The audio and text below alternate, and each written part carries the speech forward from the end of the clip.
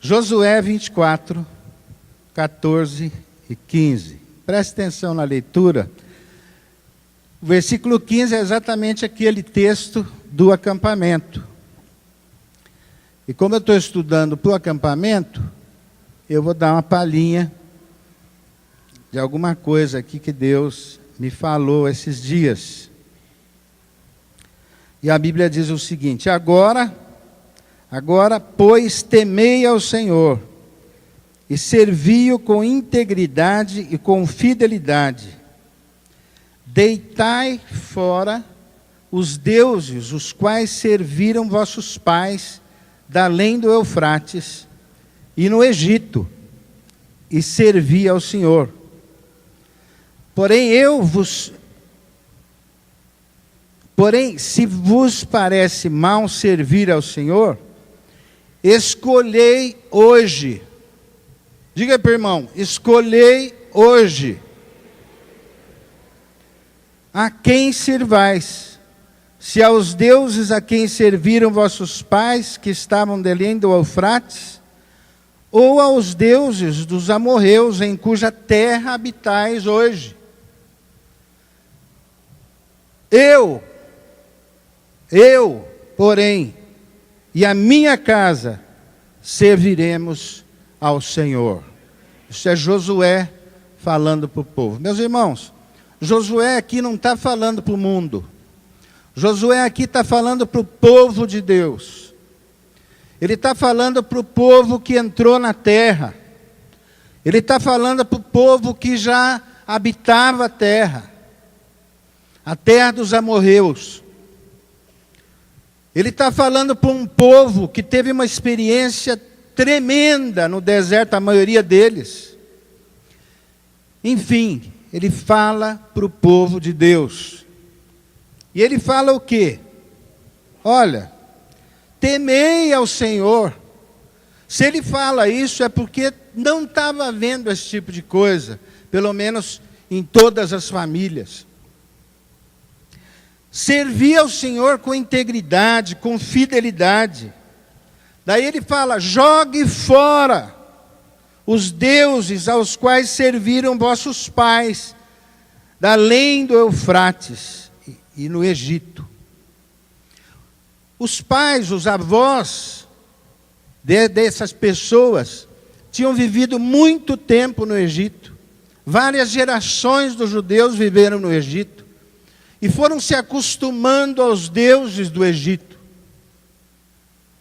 Agora eles estavam na terra ali prometida e já estavam se apegando, quem sabe alguns, aos deuses dos amorreus ali da terra. E portanto, quando nós ouvimos Josué falando, e ele fala para nós, para o povo de Deus, nós temos que pensar: será que nós não estamos divididos com o nosso Deus e os deuses dessa geração? Será que nós não estamos divididos com o nosso Deus e dividindo o nosso Deus com os deuses do atual século, do presente século? E os deuses nem sempre são santos, nem sempre têm nome. Os deuses às vezes pode ser um emprego. Os deuses às vezes pode ser um casamento. Os deuses às vezes pode ser um filho ou dois. Os deuses às vezes podem ser coisas desse século.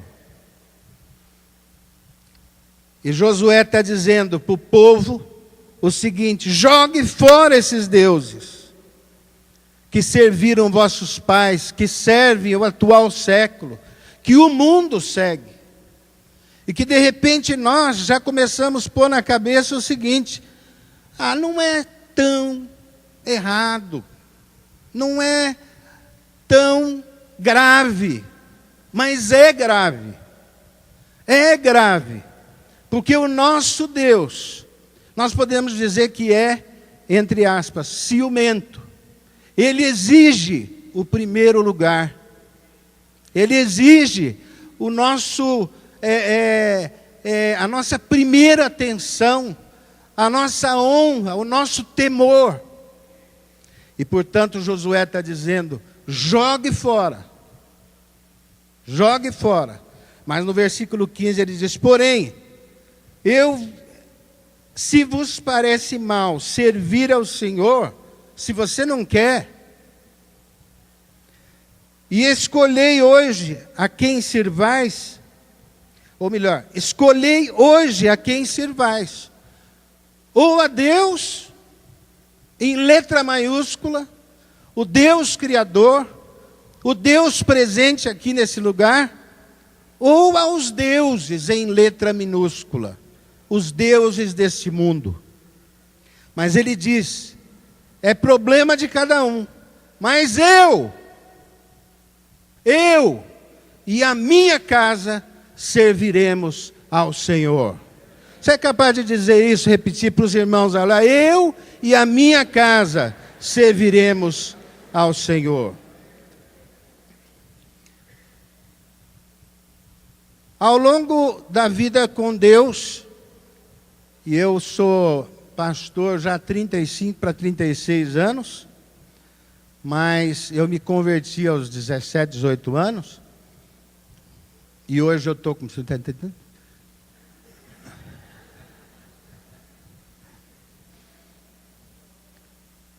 Eu tenho aprendido algumas coisas sobre os projetos de Deus, sobre os propósitos de Deus.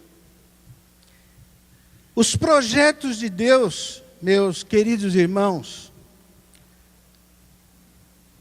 eles não, em primeiro lugar, eles não falham.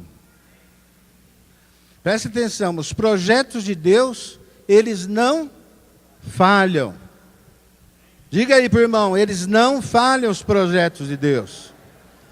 Os projetos de Deus, em segundo lugar, são eternos. São eternos. E os projetos de Deus mudam a história. E cabe a nós escolher hoje, como Josué está dizendo, hoje.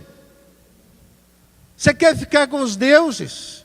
Você quer viver como os seus avós, seus pais, ou o mundo, seus parentes que estão no mundo? Escolha. Hoje. Ou se não, jogue fora essas coisas. Para poder dizer com boca cheia, eu e a minha casa serviremos ao Senhor. Agora, quais são os projetos de Deus? Me diga alguns projetos de Deus lá do começo. Primeiro projeto de Deus. Oi? Primeiro projeto de Deus. Oi? O homem. O homem, toda a criação foi feita para que o homem fosse colocado nela. E o eterno propósito de Deus, o que é? Ter uma família de muitos filhos, e esses filhos semelhantes ao seu Filho Jesus. Então diga para o irmão, olha, o primeiro projeto de Deus, meu irmão, sou eu. É você, somos nós. Diga aí para o irmão. E esse projeto não vai falhar. Esse projeto é eterno. E esse projeto muda a história. Muda a história da vida de cada um de nós. Muda a história assim como Cristo mudou antes de Cristo e depois de Cristo. Graças a Deus eu faço parte desse projeto. Em seguida vem um projeto que é o casamento, que é a família, que Deus viu que não era bom que o homem vivesse só, né? Ele estava muito tranquilo, colocando nome nos animais, ele estava queimando a cabeça para pôr aqueles nomes certinhos e tudo mais, não é? Mas ele estava tranquilo, ele trabalhava, ele tinha o seu trabalho diário, e era muito trabalho. Ele não tinha ajudante. Estava tão bom que eu acho que Deus falou assim, vamos complicar um pouco a vida desse homem, né? Como diz o Cláudio Duarte. E fez a mulher. Deu sono lá para o homem e fez a mulher. E ali ele fez o primeiro casamento. Então, o casamento e a família é um projeto de Deus. Você fala, mas a família não é eterna. Ela é até que a morte vos separe, de fato. Mas a família é o maior treinamento. A esposa, o marido é o maior treinamento um para o outro, para que nós possamos viver como igreja eternamente na presença de Deus. Tanto que a igreja é chamada de noiva. E Cristo o cabeça da igreja, assim como o homem é o cabeça da mulher. E o casamento, meus irmãos, é uma benção. Mas é complicado. É complicado. Existe uma grande diferença entre casar e o casamento. Você fala, mas o que é? Casar é fácil. Quer ver? Quem quer casar aqui? Ô, pô, você é casado já, velho. Quem quer casar? Levanta a mão. É isso mesmo que acontece. Quem quer casar? Né? Quem dos jovens aqui? Cadê os jovens? Quem quer casar? Ah, agora sim. Não é? É fácil. Casar é fácil. Você vai no cartório, assina o papel, paga, fala o sim, vem na igreja, fala o sim e tal, vai para a lua de mel, e depois do céu, ponto final.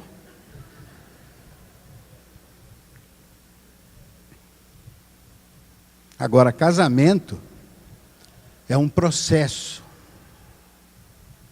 É um processo do dia a dia. É um processo da semana a semana, do mês a mês, do ano em ano. Eu vou para 37 anos do casamento. E eu olho para o meu pai, que tem 64, fez agora esses dias, anos de casamento, e vejo que eles estão aprendendo ainda. É um processo. É como receber Jesus. Receber Jesus é fácil. Levanta a mão, vem à frente. Agora, ser salvo é um processo do dia a dia. Ser salvo é um processo do mês a mês, do ano a ano, do aprendizado de fé em fé, de glória em glória. Mas é uma benção. Para quem tem consciência disso. Porque para quem casa, você vai casar por quê? Ah, porque eu já estou na idade.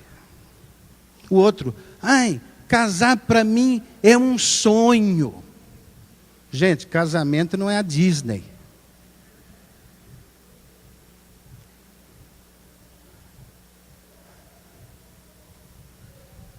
Eu me lembro quando casei, e antes de casar, o meu pai me chamou no escritório e falou várias coisas, né? Uma das coisas que ele falou é o seguinte, olha, casamento não vai resolver o seu problema sexual. Eu fiquei meio vermelho.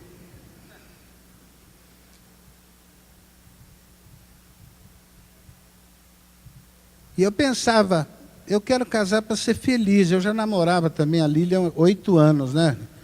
E quando eu entrava na casa lá, o doutor Douglas já me olhava torto, né? E aí eu pensava, eu vou casar para ser feliz. Mas eu fui descobrir muito tempo depois, apesar que o pastor falou no casamento isso, que casar para ser feliz, você tem que casar para fazer o outro feliz. Veja bem, Jesus veio ao mundo por obediência e amor ao Pai e a nós. Porque aqui no mundo ele só sofreu. Ele era o Criador e viveu como criatura.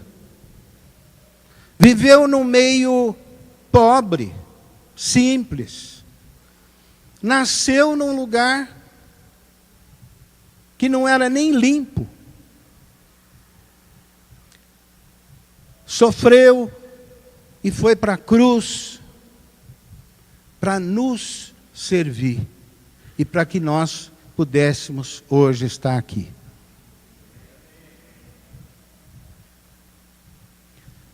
Maridos, amai as vossas esposas, assim como Cristo amou a igreja.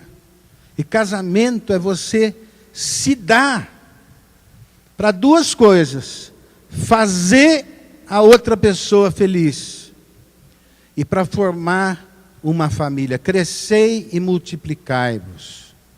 Não é?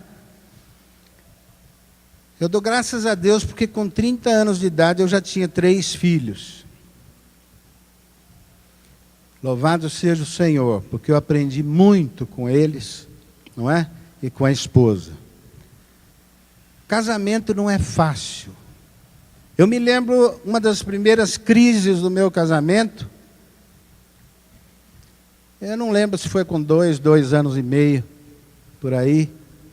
E eu fiquei meio desesperado. Eu morava num apartamento que só tinha um quarto, então não tinha jeito de fugir. Não é? Toda hora se dava de encontro com a esposa. E nós estávamos assim meio em crise, brigados, meio... Eu principalmente, e eu parti para o SAC. Sabe o que é SAC? Serviço de assistência ao crente. A oração. Serviço de assistência ao crente. Senhor, eu casei, não tenho muita experiência. Eu não sei o que fazer, eu aprendi a teoria, mas não sei aonde colocar essa teoria. Senhor, tem misericórdia. Eu quero entender as mulheres, eu não entendo as mulheres. E aí, no meu desespero, Deus me respondeu: Bilão, você nunca vai entender as mulheres. Porque as mulheres não... Eu não fiz a mulher para ela ser estudada, para ela ser entendida. Eu fiz a mulher para que vocês a amem. Vocês, os maridos. Não tem que entender, tem que amar. Mulher a gente não entende, elas têm umas características. Por exemplo, até hoje, depois de 37 anos de casado, eu não acho as coisas em casa. Não é? Cadê minha meia? Está aí no teu nariz, debaixo do teu nariz, né? Cadê tal? Por exemplo, você vai na geladeira... Bom, deixa eu ver aqui atrás da maionese ou do requeijão, né? E vai, você procura, né?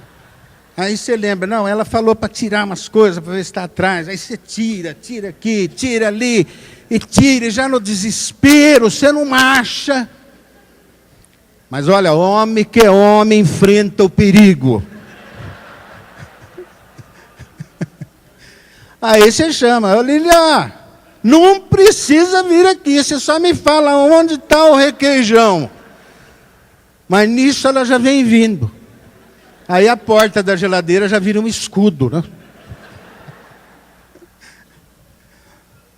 Agora não dá para entender, viu, pai? Não dá para entender que elas chegam e falam assim: é isso que você está procurando? É macumba, não é possível.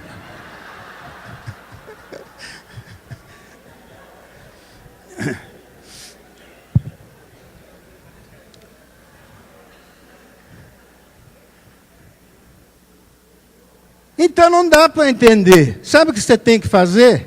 Amar a sua esposa. Amém? Não basta ser marido. Ser marido, você casou, está marido. Não, você tem que amar, você tem que ser um marido excelente. Amar. Mulher, ela gosta de atenção. Ela gosta de atenção. Ela vem falar alguma coisa, ela gosta de atenção. E eu não sei que dom que elas têm, que elas vêm exatamente naquele momento que você está assistindo o futebol. Ou você está vendo o noticiário esperando aquela matéria. Durante o jornal inteiro ela não apareceu. A hora que começa a matéria, você sente uma presença aqui do lado.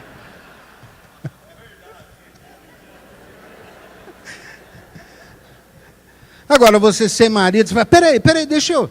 Não é? Se ela for esperta, ela espera, ela está vendo que você está.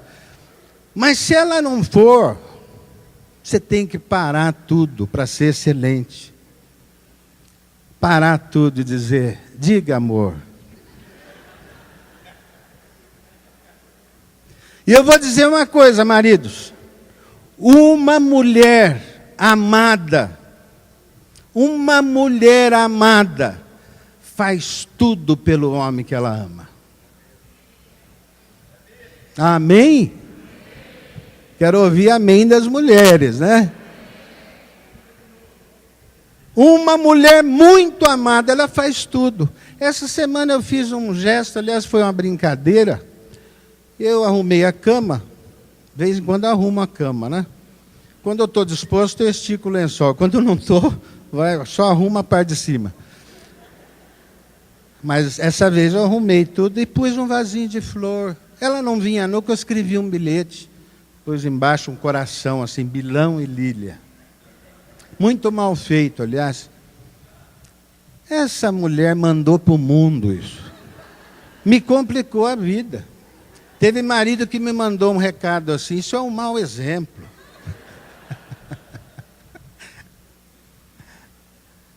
Meus irmãos, casamento, família, é projeto de Deus. Projeto de Deus não falha. Não falha. Projeto de Deus é para a eternidade. Projeto de Deus muda a história da nossa vida. Amém? Eu queria que os maridos abaixassem a cabeça e orassem agradecendo pelas esposas, né? E as esposas pelos maridos.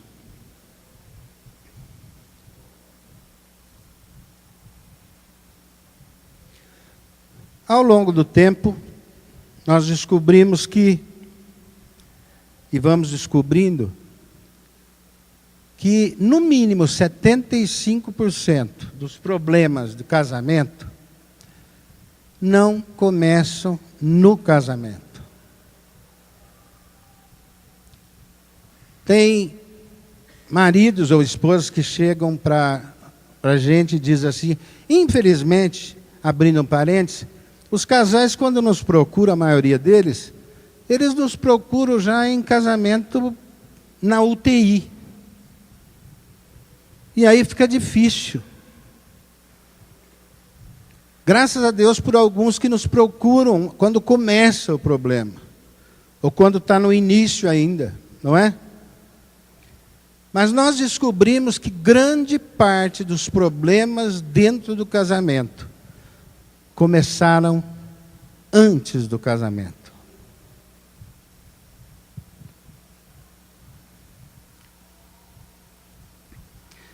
Infelizmente, grande parte não tiveram orientação.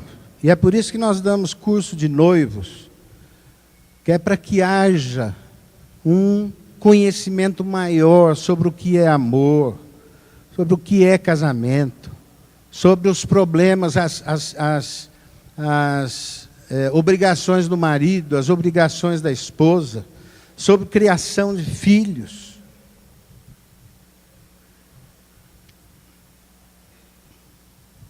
O que nós queremos é preparar uma geração melhor do que a nossa. O que nós queremos é preparar uma geração que entrem para o casamento com a mente aberta, sabendo aonde está entrando e sabendo que necessitam de Cristo Jesus para que haja vitória garantida no casamento.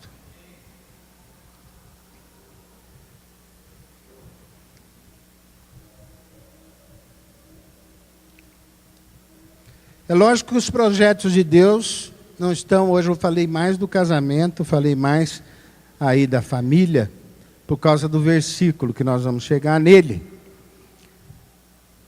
Mas são vários outros projetos, a nossa própria vida, a nossa salvação, enfim, são projetos de Deus. A igreja é um projeto de Deus.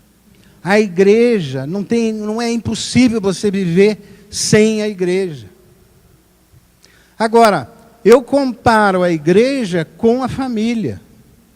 Não é porque você tem algum problema com a esposa, porque ela é diferente de você, você é diferente dela, que você fala assim, não brinco mais, tchau.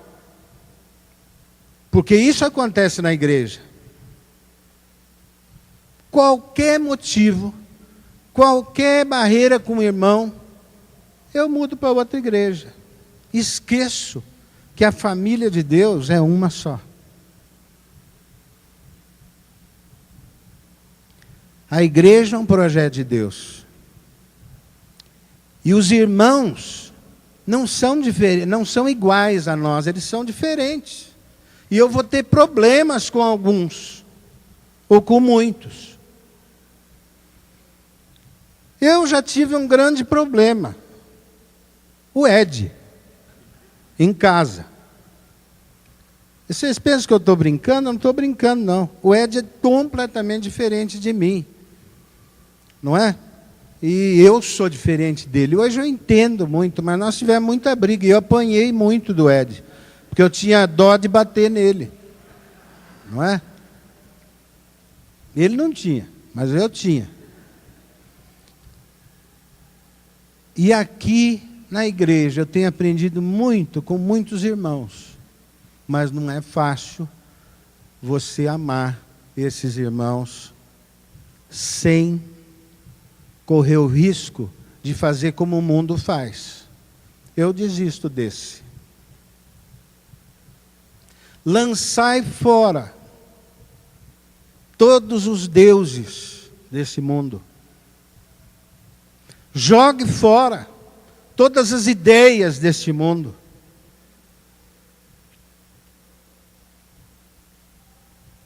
Escolhei hoje a quem você quer servir.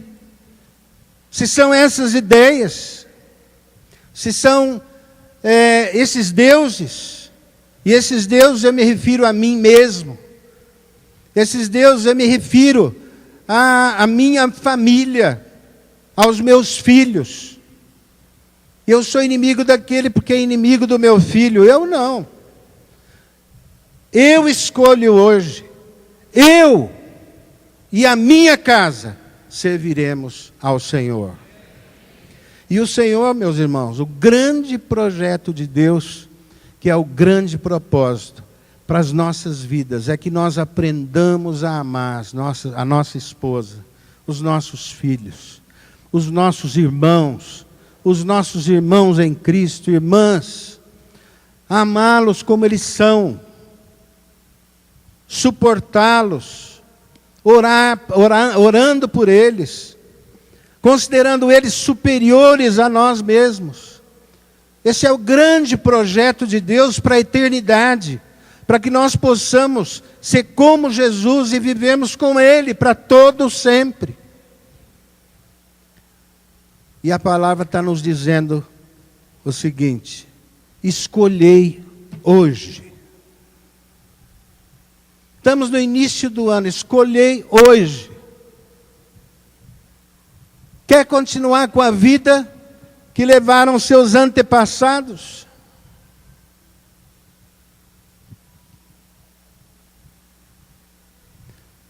Quer continuar com a vida que obedece às leis deste século? Olha, Nosso país está passando uma crise, uma dificuldade, e nós temos que orar muito pelo país, temos que pensar muito antes de votar, não é? Mas os problemas do nosso país só vão se solucionar definitivamente quando nós solucionarmos os problemas dos nossos lares. Escolhei hoje, porque eu já escolhi. Eu e a minha casa serviremos ao Senhor. Você é capaz de ficar em pé e dizer para vários irmãos: olha, eu e a minha casa serviremos ao Senhor. Mas se você está escolhendo isso, sai do teu lugar e diga para o irmão, em nome de Jesus: eu e a minha casa serviremos ao Senhor. Eu e a minha casa serviremos ao Senhor. tvcmc.com.br é o nosso canal para compartilhar o Evangelho do Reino de Deus e o senhorio de Jesus Cristo.